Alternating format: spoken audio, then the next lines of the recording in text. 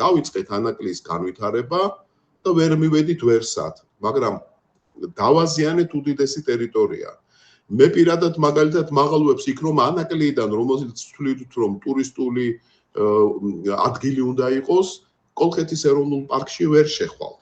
ვერ მიხვალთ უნიკალურ დარგოლვის ცენტრამდე, რომელიც ამ პროექტის ფარგლებშია გაკეთებული.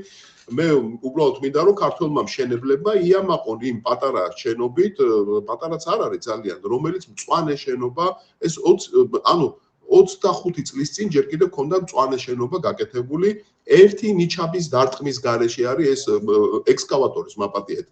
ერთი ფუნდამენტი არ ამოთხილდა, შეხედეთ, უბრალოდ როგორი შენობა, რომ მივყვეთ ანაკლიას, კაზანტიპი გქონდა, ხო? კაზანტიპს ვაპირებდით, ხო? სად არის კაზანტიპი, ხო? ისე ყირიმიდან ხომ არ არის და მთლად რუსული ინიციატივაც ხო არ იყო ეს კაზანტიპი. ჩავიხედოთ, ხო? სად არის ხლა ამ კაზანტიპის ავტორი, შევხედოთ, უკრაინაშია თუ რუსეთშია, ხო? ანუ სტრატეგიული შეცდომა დაუშვით, რომ ეგეთი ტიპის განვითარებას მე არ ვამბობ, კარგია თუ ცუდია. მე პირადად არ მომწონს, მაგრამ ეს კონფლიქტში მოდის სპორტის მშენებლობასთან. ან ტურიზმი გაქვთ იმ ადგილას, ან პორტის ერთდროულად ერთ-ერთში, ან ნაპირდაცვა.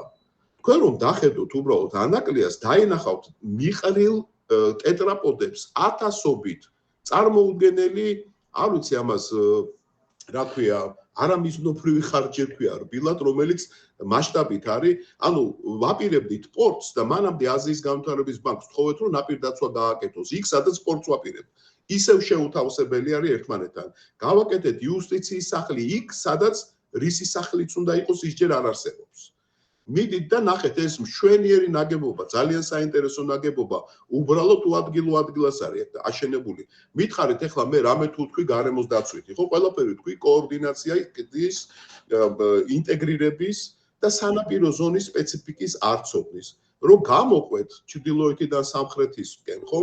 ყველგან დაინახავთ ესეთ შეუთანხმებლობას, რომლის თავიდან აცილება შეიძლებოდა ერთი პატარა საკოორდინაციო, არ ვიცი, გნებავთ კომისიის, გინდა საბჭოს დარქმევით და როდესაც ესეთი ინსტრუმენტები მუშაობს, სახელმწიფო არ უშვებს შეცდომებს.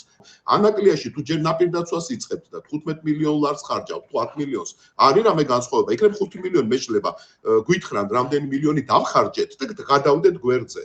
და შემდეგ დავიწყეთ პორტის მშენებლობა, არ ვიცი ვინ დახარჯა, მაგრამ მილიონებია, შეიძლება განსახლებაზე ათეულობით მილიონი უკვე საქართველოს მთავრობამ დახარჯა ნამდვილად.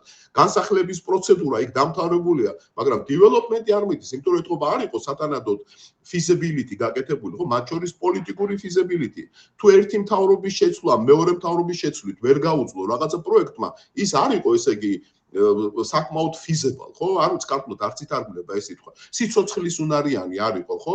თუ მთავრობების ცვლილების მიხედვით ხდება ჩვენ სანაპიროზე სიცოცხლის უნარიანობის ცვლილება, ეს არ არის, რაღაც არ აქვს წესრიგში, მთავრობის ცვლილებაზე არ უნდა იყოს დამოკიდებული და რეჟიმის ცვლილებაზე, როგორ მართავ ჩვენ სანაპიროს.